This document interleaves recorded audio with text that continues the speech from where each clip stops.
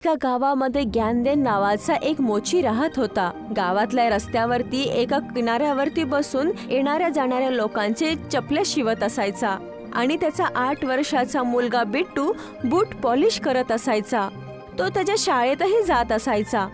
एक दिवसाची गोष्ट आहे. बिट्टू त्याच्या वडिलांसोबत बसून गावातला मुखिया त्याची चप्पल पॉलिश करत असायचा. तेवढ्यात ज्ञानदेवची मुलगी पायल तिथे आली. बाबा, तुम्हाला माहित आहे बिट्टूने 5वी कक्षाची परीक्षा चांगल्या नंबरने पास केलेली आहे. ही तर खूपच आनंदाची बातमी आहे बेटा. मी जेव्हा याच्या वयाचा होतो तेव्हा मला तर बरोबर गिनती पण नाही येत होती. चला, कमीत कमी हा हिशोब वगैरे तर करणं शिकूनच जाणार. हे कसं बोलतात बाबा तुम्ही? माझी इच्छा आहे की माझा भाऊ एकदम शिकून मोठा माणूस बनेल. अरे बाळा, अभ्यास वगैरे करणं सोपं नसतं. आजच्या जमान्यात शिक्षाचा पण व्यापार होऊ लागला आहे. पण बाबा, मला मोठं होऊन सॉफ्टवेअर इंजिनियर बनायचं आहे.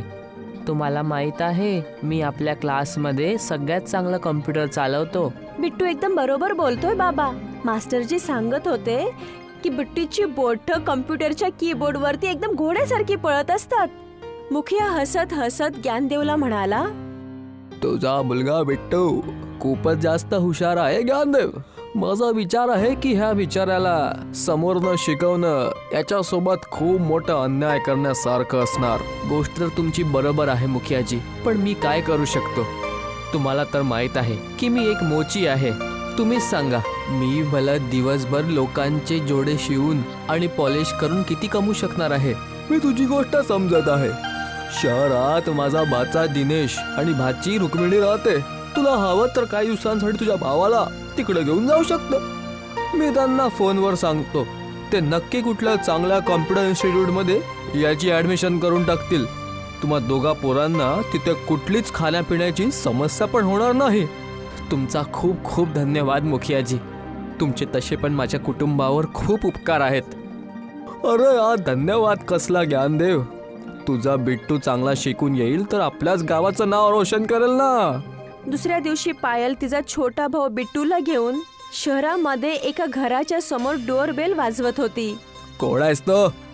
माझं नाव पायल आहे आणि हा माझा छोटा भाऊ बिट्टू आहे. हा एकदम शिक्षणामध्ये खूप हुशार आहे. आमच्या गावातल्या मुखिया चाचाने आम्हाला तुमच्याकडे पाठवलं आहे. अच्छा अच्छा, तर तू पायल आहेस आणि हा तुझा छोटा भाऊ बिट्टू आहे. माझं नाव दिनेश आहे. तुम्ही दोघांच्या यायच्या आधी काकांचा माझ्याकडे फोन आला होता. तुम्ही दोघं बाहेर का उभे आहात? आतमध्ये या. पायल तिच्या कपड्यांची गठरी घेऊन आतमध्ये आली. आतमध्ये येताच तिची नजर एक तिच्याच वयाची असलेल्या मुलीवरती पडली, जिने खूप जास्त महंगे कपडे घातले होते. ही माझी छोटी बहीण आहे, रुक्मिणी. हे कोण आहे भैया? ही पायल आहे आणि हा तिचा छोटा भाऊ बिट्टू. आजपासनं हे दोघं आपल्याच घरी राहतील. बिट्टूला कम्प्युटर शिकायचा खूप शौक आहे आणि गावात कम्प्युटरचा कुठलाच इन्स्टिट्यूट नाही आहे. रुक्मिणी मजाक करणाऱ्या अंदाजामध्ये हसत म्हणाली, काय भैया, तुम्हाला असं वाटते की ह्या गवारांच्या डोक्यामध्ये कम्प्युटर घुसेल? हे तर मोठे होऊन फक्त मेहनत मजदुरीच करतात. मला असं वाटत आहे की मी ह्या दोघांना गावामध्ये कुठेतरी पाहिलं आहे. अरे, मला आठवलं. हा मुलगा तर तोच आहे ज्याने गावाच्या रस्त्यावर बसून माझी चप्पल शिवली होती. ह्याचे वडील तर मोची आहेत ना? चुप रहा रुक्मिणी. तुला अशा प्रकारे माझ्या गावातल्या लोकांचा अपमान करायचा काही हक्क नाही. विसरू नको की ज्या गावातल्या लोकांचा तू अपमान करतीये, आपलं कुटुंब पण त्याच गावातलं राहणार होतं.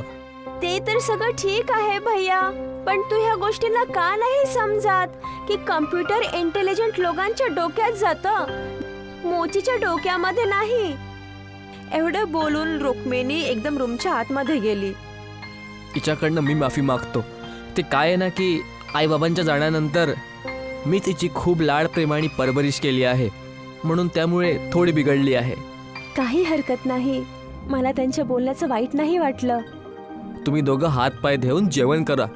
त्यानंतर तुम्हाला एक ॲड्रेस देईल शहरातील सगळ्यात बेस्ट इन्स्टिट्यूटचा. मी त्यांच्याशी फोनवर बोललोय. तू आपल्या छोट्या भावाला घेऊन तिकडे चालली जाशील. दुसऱ्या दिवशी पायल बिट्टूला घेऊन शहराच्या टॉप इन्स्टिट्यूटमध्ये गेली. त्या इन्स्टिट्यूटची मालकी प्रभास शर्मा पायल आणि बिट्टूला बघून एकदम आश्चर्यचकित झाली. तुम्ही दोघं कोण आहात आणि आतमध्ये कसे आलात? माझं नाव पायल आहे आणि माझा छोटा भाऊ बिट्टू. ह्याला कम्प्युटर शिकण्याचा खूप जास्त शौक आहे. हा कम्प्युटर पण खूप छान चालवतो.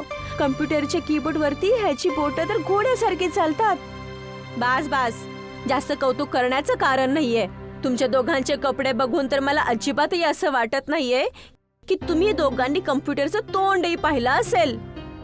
कम्प्युटर मी नाही, माझ्या छोट्या भावाला शिकायचं आहे. तुझ्या जवळपासच्या मुलांना बघतीयस?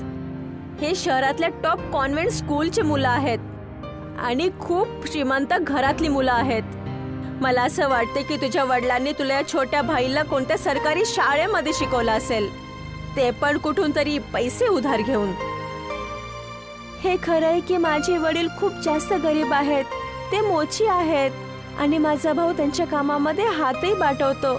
पण तो जेवढे चांगले जुते पॉलिश करतो त्यापेक्षा जास्त त्याची बोट कीबोर्ड वरती जास्त चालतात. पायलचं बोलणं ऐकून प्रभा शर्मा हसू लागली. तुला माहित आहे का मुली की कम्प्युटर शिकण्यासाठी घरामध्ये एक तरी लॅपटॉप असावा लागतो? की तुझ्या भावाकडे कोणता लॅपटॉप आहे का? नाही, आमच्याकडे तर लॅपटॉप नाहीये. आमच्या इन्स्टिट्यूटचा एक रूल आहे. आम्ही त्याच मुलाला कम्प्युटरचा क्लास देतो की त्या मुलाकडे एक तरी लॅपटॉप असावा, तोही ॲपलचा. जेव्हा तू छोट्या भावासाठी एक लॅपटॉप खरेदी करशील त्यावेळेस इकडे ये. पायल छोटंसं तोंड कोरून बिट्टूला घेऊन घरी परत आली आणि सगळी घटना दिनेशला सांगितली. माफ कर पायल, मी तुला सांगणंच विसरलो. ॲपलचा लॅपटॉप किती रुपयाला येतो? दिनेश बोलण्याआधीच रुक्मिणी म्हणाली, ॲपलचा लॅपटॉप जेवढ्या रुपयांना येतो ना तेवढ्या रुपयात तुझं घरही नाही येणार. मी गावी वापस नाही जाणार, नाहीतर गावातली लोक माझा आणि छोट्या भावाचा मजाक उडवतील. तुम्ही मला इथं कोणतं काम देऊ शकता का? मी दिवस रात्र मेहनत करेल आणि माझ्या छोट्या भावाला एक लॅपटॉप घेऊन देईल. दिनेशने पायल आणि बिट्टूला एका दुकानावरती कामाला लावलं. पायल आणि बिट्टू दिवस रात्र कष्ट करू लागले. काही महिन्यानंतर पायलने खूप कष्टाने 10,000 रुपये गोळा केले आणि ती तिच्या छोट्या भावासोबत एका लॅपटॉपच्या शोरूम मध्ये गेली. ए बोरी, तू आतमध्ये कशी येते का? मला एक लॅपटॉप हवा आहे अंकल, तोही ॲपलचा. तुला माहित पण आहे ॲपलचा लॅपटॉप किती रुपयांचा येतो? पूर्ण 1,00,000 रुपये. काय तुझ्याकडे इतके पैसे आहेत? 1,00,000 रुपये तर नाही आहेत अंकल माझ्याकडे. हां, मी माझ्या कष्टाने 10,000 रुपये जोडले आहेत. मी असं ऐकलंय की शहरामध्ये वस्तू इन्स्टॉलमेंटमध्ये पण मिळतात. दुकानदार पायलला बघून समजला होता की तो गावची आहे आणि तो एक बेईमान आणि चतुर दुकानदार होता. हे काय, तर मला 10,000 रुपये आता देऊन दे आणि उद्या घेऊन लॅपटॉप घेऊन जाशील. पायलने खूप जास्त मासूम होऊन त्याला पैसे दिले. दुसऱ्या दिवशी जेव्हा पायल बिट्टूला घेऊन दुकानदारकडे गेला तर दुकानदारने तिला धक्के मारून बाहेर काढलं. इथं निघून जा. मला काय आठवत नाही की तुम्ही कुठले पैसे मला दिले होते. 10,000 रुपये तुम्ही तुमच्या आयुष्यात बघितलं तरी आहेत का? चला निघा. पायल रडत रडत रस्त्यावरती बसली की तेवढ्यात तिच्याजवळ एक म्हातारा माणूस लॅपटॉप हातामध्ये घेऊन येऊन म्हणाला, काय झालं बाळा, तू इकडे रडत का आहे? पायल एकदम मासूम झाली आणि रडत रडत सगळी गोष्ट त्या व्यक्तीला सांगितली. हे घे, तू आपल्या भावाला तोपर्यंत माझा हा लॅपटॉप देऊन दे. मला आता याची काही गरज नाही आहे.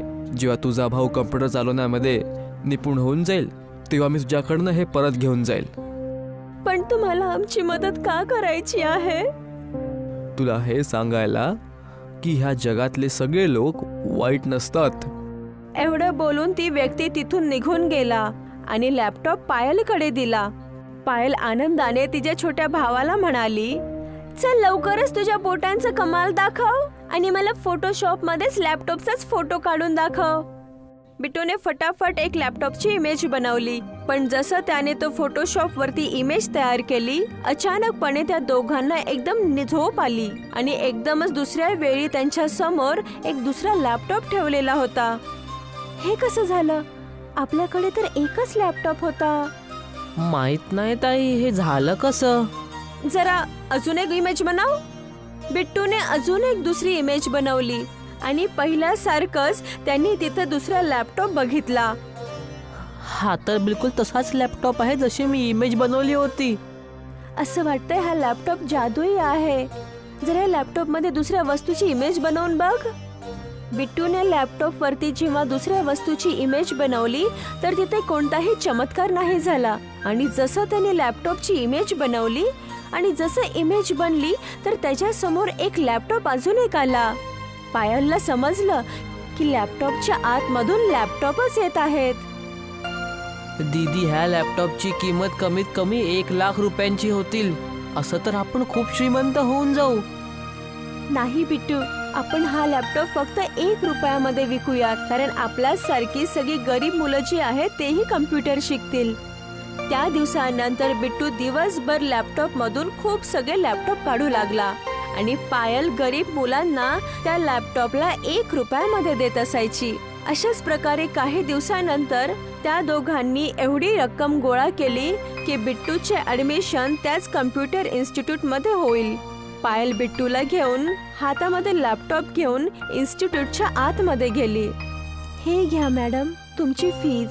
आणि आता माझ्या भावाजवळ एक लॅपटॉप पण आहे आणि तेही ॲपलचा. मला तर विश्वासच होत नाहीये, पण डोळ्यांनी पाहिलेलं आपण खोटं तर मानू नाही शकत ना. तू तुझ्या भावासाठी अगदीच खूप चांगली मेहनत केलेली आहेस. त्या दिवसानंतर बिट्टू एकदम जीव लावून कम्प्युटर शिकवू लागला आणि काही महिन्यामध्येच बिट्टू कम्प्युटरमध्ये एक्सपर्ट बनला. तो दिवसभर कम्प्युटर इन्स्टिट्यूट मध्ये राहायचा आणि संध्याकाळी त्याच्या लॅपटॉप मध्ये फोटोशॉपच्या आतमध्ये लॅपटॉपची इमेज बनवायचा आणि लॅपटॉपच्या आतमधून लॅपटॉप काढू लागला. आणि पायल त्या सगळ्या लॅपटॉपला 1 रुपयामध्ये गरीब मुलांना द्यायची. काही दिवसानंतर बिट्टूला विदेशी कंपन्यांमध्ये कम्प्युटर शिकण्याची ऑफर आली आणि हीच गोष्ट रुक्मिणी आणि दिनेशला अजिबात आवडली नाही. हे काय भैया, एक मोचीचा मुलगा एवढा प्रतिभाशाली होऊ शकतो का? हे तर मी कधी विचारच नव्हता केला. विचार तर मी पण नव्हता केला. मी तर फक्त काकांच्या गोष्टीमध्ये येऊन त्यांना आपल्या घरी ठेवून घेतलं होतं. हा विचार करून की 2-4 दिवसात ते स्वतः पळून जातील. पण त्यांनी तर खरंच खूप चांगलं काम केलंय. पण भैया, मला एक गोष्ट अजिबात समजत नाहीये. ही गोष्ट तर आपल्याला फक्त दोघांनाच माहितीये की त्या दुकानदारने पायलचे 10,000 रुपये जे घेतले होते त्यांना तसं करण्यासाठी तुम्ही सांगितलं होतं. मग बिट्टूकडे एवढा महागडा लॅपटॉप आला तरी कुठून? जे पण असो रुक्मिणी, पण आज बिट्टूला एका विदेशी कंपनीने कम्प्युटर शिकायचा ऑफर दिला आहे. तुला माहिती आहे की त्या कंपनीमध्ये चांगले श्रीमंत पोरं पण कम्प्युटर नाही शिकू शकत. काही वर्षानंतर बिट्टू एक खूप मोठा सॉफ्टवेअर इंजिनियर बनला, पण त्याने सगळ्या मल्टीनॅशनल कंपन्यांची नोकरीची ऑफर नाकारली आणि त्याची बहीण पायलला घेऊन त्याच्या घरी त्याच्या गावी परतला. मला तुझ्यावर गर्व आहे बाळा, पण मला समजत नाही हे की तू हे इतक्या महागड्या नोकरींचे ऑफर ठुकरावून का दिले. बाबा, मला आपल्या गावातच कम्प्युटरचं इन्स्टिट्यूट उघडायचं आहे एक, आणि आपल्या गावातल्या सगळ्या पोरांना 1-1 लॅपटॉप देणार. मला असं वाटतं की आपल्या गावातल्या सगळ्या लोकांनी तरक्की करावी. येणारा दौर कम्प्युटरचाच आहे. मला तुझ्यावर गर्व आहे बाळा. बिट्टूने त्याच्या बहिणीसोबत मिळून गावामध्येच खूप मोठं कम्प्युटर इन्स्टिट्यूट उघडलं आणि प्रत्येक मुलाला 1-1 लॅपटॉप फक्त 1 रुपयामध्ये विकला. आता गावातली सगळी मुलं कम्प्युटर चालवण्यामध्ये माहिर झाले होते. एक दिवस बिट्टू रात्री लॅपटॉपमध्ये फोटोशॉपमध्ये लॅपटॉपची इमेज बनवून लॅपटॉप काढत होता की तेवढ्यात 30 व्यक्ती तिथे पोहोचली. अरे, तुम्ही तर तेच आहात ज्यांनी माझ्या बहिणीला हा जादुई लॅपटॉप दिलेला. जर तुम्ही त्या दिवशी हा जादुई लॅपटॉप नसता दिला तर मी आज ह्या मुकामावर नसतो पोहोचलो. मला माहिती आहे. तर काय तुम्ही तुमचा लॅपटॉप परत घ्यायला आले आहात? नाही, तुझ्या पहिले मी ह्या लॅपटॉपला माहीत नाही किती लोकांना दिलं होतं, पण ते सगळेच्या सगळे लोभी निघाले. तू पहिला व्यक्ती आहे ज्याने ह्या जादुई लॅपटॉपचा खरा वापर केला आहे. आजपासून हा लॅपटॉप तुझा झाला. पण तुम्ही तुमच्याबद्दल काही सांगितलं नाही. काही गोष्टी असतात ज्या ह्या संसारात रहस्यमयच राहायला हव्या. बिट्टू समजून जा की ईश्वरनी मला तुझ्या मदतीसाठी पाठवलं होतं. एवढं बोलून ती व्यक्ती तिथून निघून गेली आणि बिट्टू आजही 1 रुपयामध्येच लॅपटॉप विकत असतो.